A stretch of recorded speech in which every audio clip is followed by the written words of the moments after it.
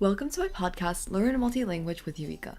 Hi, in today's episode, we're going to be talking about a traditional Japanese doll that is pretty prevalent through Japanese media and culture. The doll that we're going to be talking about is called TeruTeru BouZu, or 晴天娃娃 in Chinese. So basically, a TeruTeru BouZu is a key part in Japanese culture and is a tradition that many people partake in. The TeruTeru BouZu, basically what it does is that once you make it and hang it outside of your house, it acts as a symbol and wishes for the next day to be clear sky. Let's also talk about another cultural idiom, which is 朝雨男 and 朝雨女 in Chinese. In Japanese, it's 雨男 or 雨女.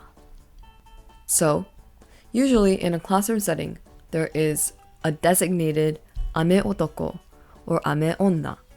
What these people do is that the entire class believes that if you take them on a field trip, it will rain. Now this feels a little sad, because who would want to be singled out and be the reason for rain? Rain is uncontrollable, after all. But it's just a little label that people like to put on their classmates.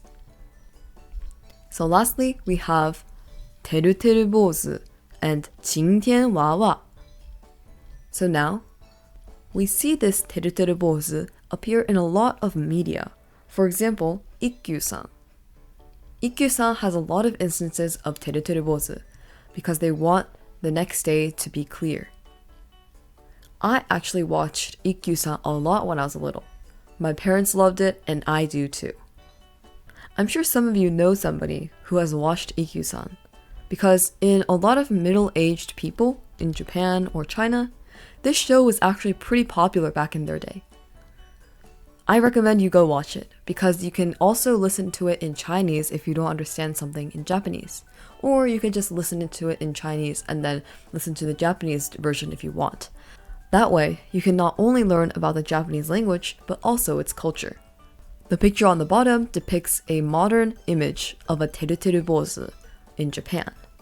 Now, kids usually make these out of tissue paper or cotton and stick them outside and hang them outside of their windows.